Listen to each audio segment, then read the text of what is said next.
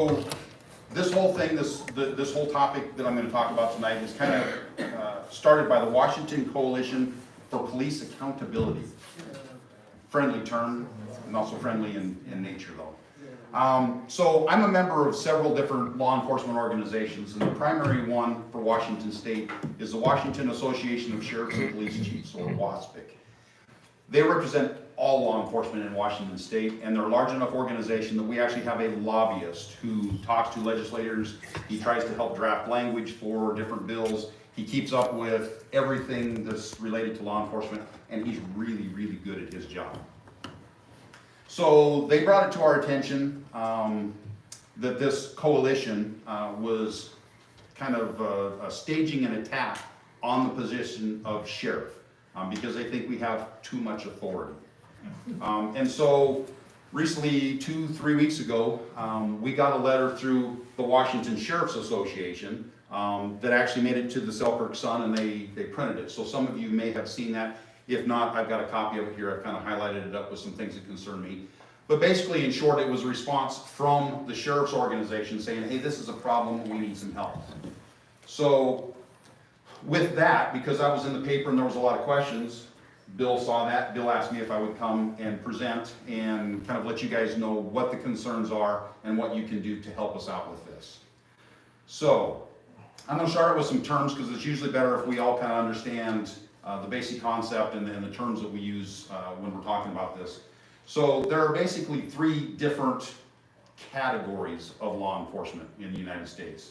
There's federal agencies. So they enforce federal law, and they have 0 authority on state matters. So traffic laws or domestic violence, or they have 0 authority over any of that. This would be your FBI, your CIA, DEA, ATF, Secret Service, Border Patrol, ICE. That'll come in later, so remember that. Some forest management agencies, some fish and wildlife, and I'm sure there's a bunch of others. Their leaders are, for the most part, appointed by the president or their designees or other small bodies of people. So they're appointed by a small group of people. There are state agencies that enforce state law and have no federal authority. So we can only enforce what the state has in our RCWs and laws, nothing federal. Most of the state agencies that we think of as just the premier ones would be the Washington State Patrol, some forest management, some fish and game, and I'm sure there's other entities as well. Their leaders are, for the most part, appointed by the governor or governor committees. So fish and wildlife would be a good one. The governor appoints the commissioners appoint the director of the fish and game. So they're all appointed by an individual or small groups. Then you have 2 categories of local agencies. We enforce state law, and we have no federal authority. The first category of these is your police chiefs, town marshals, campus police, and maybe a few other minor groups. They're appointed by the mayor, the city council, a city manager, or some other small group of people. They answer directly to those people. They can be hired or fired based on the whims of that appointing entity, and the average citizen has no say in who is hired or fired. And then you have us, the sheriffs. And we're special and we're unique.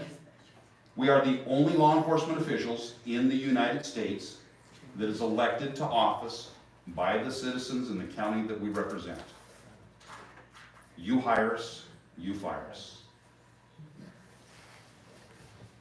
We're the highest ranking law enforcement official inside our respective counties, 39 counties, 38 sheriffs. We'll get to that in a few minutes.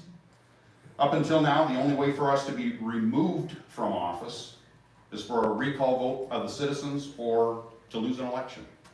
We could voluntarily leave. We could be convinced it was in our best interest to leave. But to have us removed from office was a recall or beat us out in an election. What are the current requirements to run for the sheriff's position? If you wanted to be the sheriff, what would you have to do to qualify for that? Not be a felon, maybe? No, you can be a felon, right? You have to be a citizen of the United States. You have to be a resident of the county in which you tend to file. That's it. No, actually 20, I believe they said. I think it's 21 because you have to be able to carry a gun. No, No? not as the sheriff, Oh, not really? necessarily. Oh.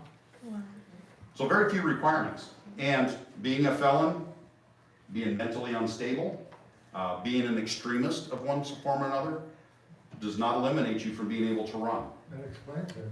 There you go. So those are the only requirements for it. Now, RCW 36-28025 states that an elected sheriff must complete a Criminal Justice Training Commission approved course within 12 months of taking office. So the state wants us to go through basically the basic academy. If you've never been a cop before, you need to go through this.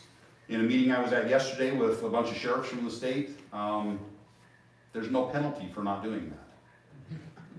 There's no teeth to it. Most people, though, decide, in fact, there's a great example is Sheriff Garcia from Pacific County. He was a firefighter. He waited till 3 days before the election, before the filing ended, to go ahead and put his name in the hat, and he won.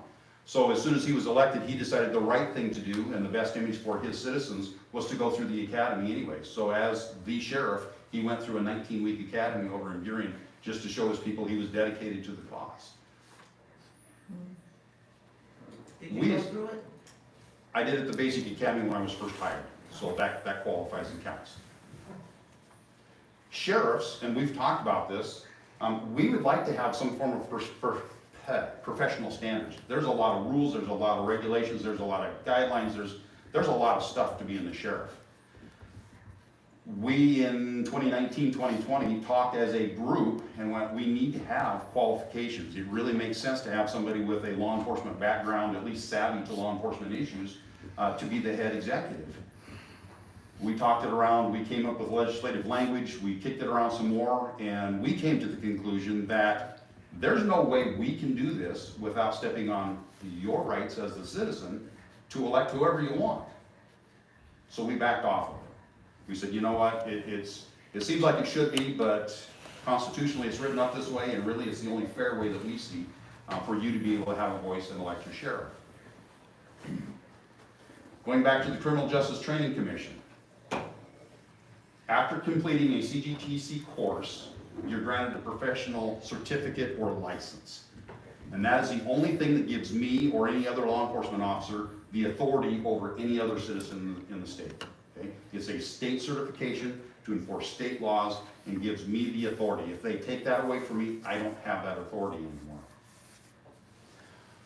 So, in past times, misconduct complaints, if a citizen didn't like what a deputy or an officer was doing, they would contact the head of the agency, the sheriff, the chief, whatever, and say, hey, I got a complaint about this person.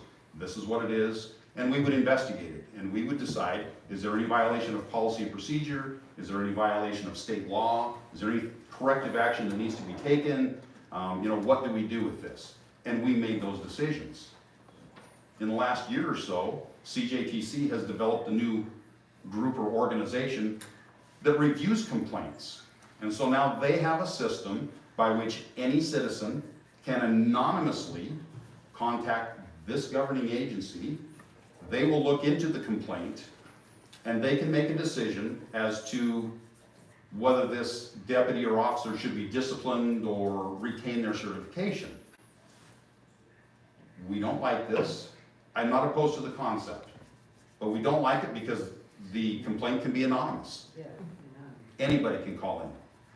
They don't have to contact me as the administrator of the agency. They can go directly to this agency to file their complaint. They do their investigation and they come up with their solution on it. So they typically let us know when there is a complaint, so I can start to look into it on my end and decide what, if anything, needs to be done. If I look at the complaint and I say, there's nothing there, there's no violation of policy, procedure, professional standards, law, there's no violation, I may talk to the person and say, hey, be nicer, be whatever, but I find nothing, I'm good. This agency can say, you know what, we found fault. We didn't like it. In just a second. We don't like it. So therefore, we're going to pull their certification. And so we can do it for a month, We can do it for 6 months, we can do it for a year, or we can do it forever. And if they pull that certification, that deputy or officer has no authority to commit law enforcement in the state. So I have an employee who I've determined didn't do anything wrong or nothing to be fired over. The state pulls their certification, I can't keep them employed because they can't do the job that I hired them to do. So we see that as a conflict there. That's a side issue to what we really want to talk about, because they want to take that same standard and apply it to the sheriff. So if they pull my certification, I lose my job. You voted me in, they take away my certification for whatever they want to, and now I'm out of a job and you didn't have a voice in it. You have a question? Oh, I have questions, but who gave that body, that investigative body, the authority? From the governor's office to the Criminal Justice Training Commission. How is it they have the right to give them the authority to do that? Because they can. Because they can? Because they can. It's in the Constitution, the governor can say it's a professional standard, the state is giving us a professional license. So it's very much like a nurse. You know, they have a professional license that can be pulled. A prosecutor has a bar standard, they can be pulled. Law enforcement is the same thing. Criminal Justice Training Commission is just the governing body over that certification, and they can pull it at their will. And we've asked them for a list of decertifying stuff, and they give you kind of this vague general short list. But really, if they just decide they don't like you, they can pull that. So, what we found out, the Washington Coalition for Police Accountability, they've got a website, they've got all this stuff. You can go on there and see what they're really about, because they're not secret about it. They are actively and openly working on legislation to interfere with the rights to elect and retain your sheriff. So, specifically, what are they asking for? This is a changing document. They don't have a final draft of it. So there's some things that could change, probably will change, be added, subtracted, whatever. They want to require a candidate for the position of sheriff to submit to a background check before filing for office. Not necessarily a terrible thing, I guess, but they're unsure who's going to do that background check. So they're kicking around the idea of the auditor from the county in which it's being filed, the Washington State Patrol, or even better yet, The FBI. no, a state-appointed commission. No. See, more They want to do the witnesses. background check. Now, I know we do background checks on our employees and others. They take time. Yep. There's a filing deadline. And like I told you, the sheriff of Pacific County, he waited till 3 days before filing ended before he decided to jump in. So he wants to go make this decision, he wants to go throw his name in the hat, he's got to go get a background check. Can they get it done in 3 days? Not a government entity, they're not going to. So, now is he out? Is he not eligible? Basically, yeah. So you got to plan ahead for this stuff. So it would eliminate him. It would also eliminate a bunch of other people who might be fine individuals who they just decide they don't like. Who decides what's acceptable and what's not? So if I say have a DUI on my record, does that eliminate me from being able to run for office? I don't know. They haven't said. If I have a domestic violence, I don't know. If I have a felony record, I don't know. Who gets to make that decision as to what's acceptable and what is not acceptable? Yes, Steve? Or to bring it right to the brass tacks, if you made a statement that you would not abide by a mandate to collect our constitutionally acceptable carrying of arms. Correct. That could be a reason, and there's some really general language that they get to in here. That's, yeah, it's scary. State-appointed commission could overturn a county's certified election using subjective standards such as the sheriff jeopardizes public trust or confidence. So if they go through the background check, they pass. They go through the election cycle, and they pass, and you voted them in, this commission could pull you and say you're not eligible because you jeopardize the public trust or confidence. What does that mean? I don't know what that means, and I don't know who's making that decision as to what it should mean. That scares us. Glenn. Yes. So is this something that's unique to Washington State? Okay, so Yes. the second part of that is, how long have they been irritating this issue? They started a little bit last year, but they're really going for it gung ho this year. What do you see the connection between that and the fact that Trump's already announced that with the illegal immigration efforts that he'll be looking at working with ICE and the sheriff's departments all cooperating? We'll get to that at the end of the conversation. Absolutely. Thank you. Another thing that concerns us is the sheriffs would lose their authority to issue a limited commission. What is that? Well, it's things like my corrections officers. They are not certified peace officers. They're certified corrections officers. Because of the way that our sheriff's office is lined up, we have the main lobby and then you have the doors that go into the jail. And people come in actually fairly routinely and turn themselves in on warrants. And I may or may not have a deputy there to arrest them. But I have corrections officers that are there all the time because they're locked in the jail. They can come out, I give them a limited commission so that they can arrest people with warrants who show up in our jail, or excuse me, in our lobby. I have the authority to do that. They want to take that authority away from me. We don't have a posse, but there are several counties that do have a posse. These are individuals who are upstanding citizens that I, as the sheriff, would approve of, and I give them my authority under my liability to be able to serve certain functions. So let's just say that there's a major crime scene, and I don't have enough deputies or assistants to run security on it on the outside to keep everybody safe and also do the investigation. So I could have posse members come and stand armed and kind of watch our back and make sure that nobody infiltrates. They want to pull that authority away from me. Search and rescue to some degree has a limited authority. Court security that I'm responsible for. They stand at the front doors of the courthouse, especially on court days, and they check everybody, wand everybody, go through your stuff when you come into the courthouse, make sure court staff is safe. I give them a limited authority to arrest people who violate that, or at least detain them. And if somebody comes into the courthouse who has a warrant, typically they're going to court so they can get it quashed or taken care of. But if they don't get it taken care of and they start to exit, they can arrest that person and get them back over to jail. They want to take that authority away from me. What happens with assisting agencies? Bonner County, Idaho. They don't have a Washington certificate for law enforcement, but I give them my authority to come over and back us up and help us. They do the same for us to go over there. I wouldn't be able to do that anymore. So those are things that would be taken away from us. There's a quote from, and it was listed in the letter that went into the newspaper, a quote from Jessica Pishko's book, The Highest Law in the Land, How the Unchecked Power of Sheriffs Threatens Democracy. She is a very active member of this coalition. Here's her quote. I am of the opinion that policing in this country ought to be reevaluated and indeed reduced as much as possible. ... Eliminating the sheriff's office is not a difficult call to make. And that's on page 373 and 374 of her book. That's who's behind all this stuff. They don't want law enforcement. They don't like the fact that we have authority.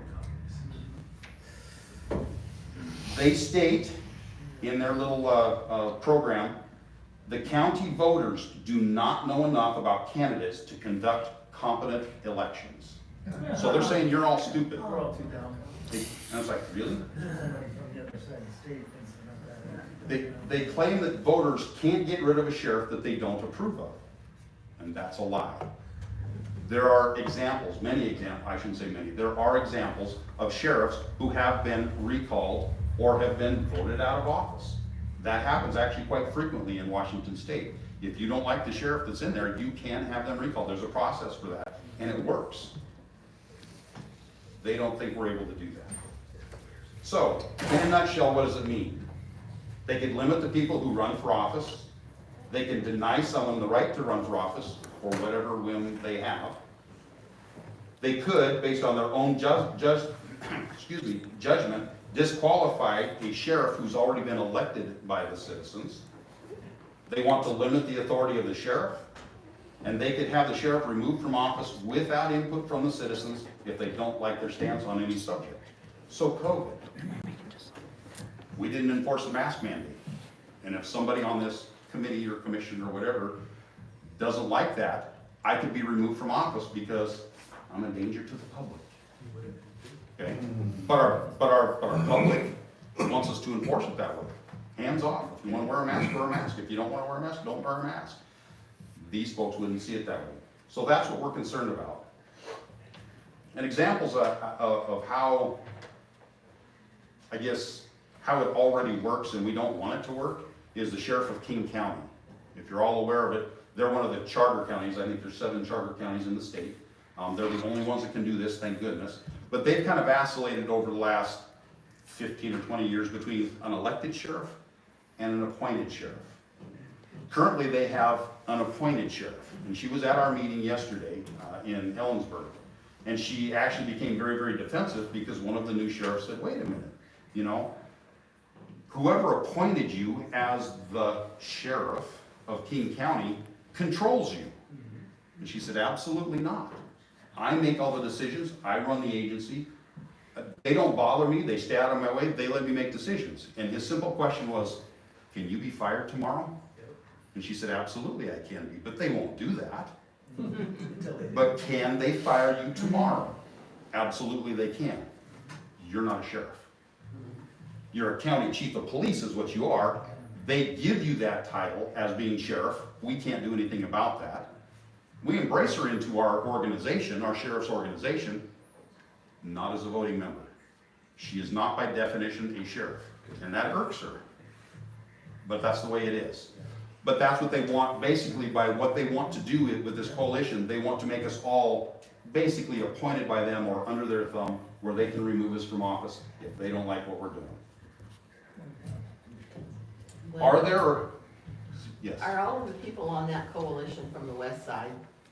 I don't know who all is on the coalition. I would say probably the majority and the driving force is most likely from there, but I don't know everybody that's on there. I didn't know if you'd seen the list. I have not yet. Thank you.